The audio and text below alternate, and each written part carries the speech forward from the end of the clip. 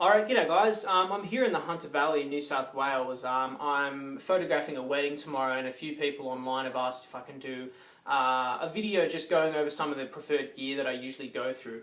So what I'll do is I'll do exactly that. I'll go over some of the lenses, bodies, accessories, and I'll mention why I prefer those. So let's start off. This is all the gear that I'll be using for the shoot. I'm trying to travel as light as possible. I generally do for weddings because they can become quite stressful. Okay, so what I've got here is I've got 2 speed lights, 2 bodies, 4 lenses, and some accessories. Okay, so what I always do make sure is that the speed lights are charged, the batteries are charged, the lenses are clean, everything has been brushed up, the batteries and the accessories are recharged. Something as simple as forgetting to charge your batteries can ruin your entire shoot. I also do have a couple of shoot-through umbrellas and 2 tripods in the background. That's for the creative shoots later on in the afternoon. Okay, so speed lights.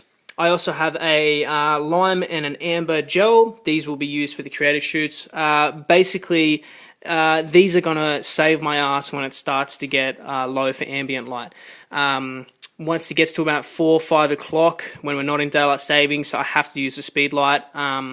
For definitely the D7000, the D3S is okay because I can bump the ISO to about 6400 and not have a problem. But I do try to steer clear of that. So with the D7000 is a crop sensor, and the D3S is a full frame sensor.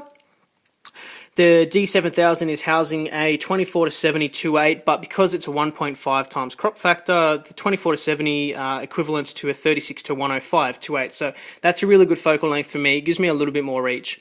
The D3S is currently housing a 105 macro. Macro lenses are a big thing for me because I always do ensure to get a close-up ring shot, and also when they are signing, when the bride and the groom are signing the papers, I always make sure to use a macro lens for that because the short depth of field generally does come out quite cool. The lenses I have is, starting from right to left, is a 14-24 2.8, that's an FX lens, a DX 10.5mm fisheye, a 1.8 50mm, an 85 1.8, and a, sorry I forget this lens, it's a 55-300 DX. I don't use the 55-300 too much. This is a backup lens. The 85 1.8 is a perfect portraiture lens, whether it's on a crop sensor or a full frame sensor. The 85 is great. The 50mm is also a backup for the 85. When I chuck that on the DX sensor, it goes to about 70mm or so, or 75mm, so it's almost an 85 1.8.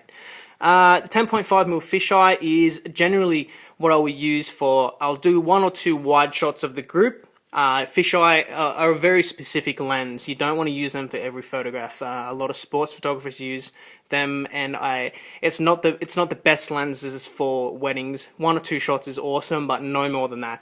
14-24, that's what I'll generally be using for the wide shots of the groups. If I'm shooting groups, I'll usually try to make sure that I'm shooting them at least f8 to make sure that everyone's in focus.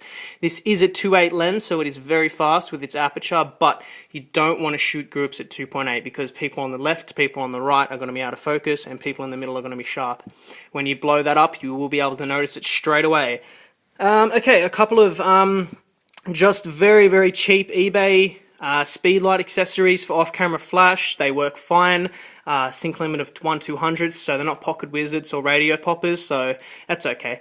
Wireless release shutter for the camera. This is for the Nikon D3S. If I want to make sure if I'm doing a product shot of the ring or whatnot, I want to make sure that it's 100% sharp. And a couple of accessories in the background, which are just the tripods and the shoot-through umbrellas. These are what I'm going to use for the creative shots at the end of tomorrow at some stage, if we do get a chance. So this is just a very quick video going over all the gear. This is generally what I will take. Sometimes I will take 2 FX bodies, sometimes I will take a DX and an FX, so it really does depend. But I'll do a further video later on tonight or tomorrow morning before the wedding starts, and hope this helps. I'll catch up with you guys soon. Ciao.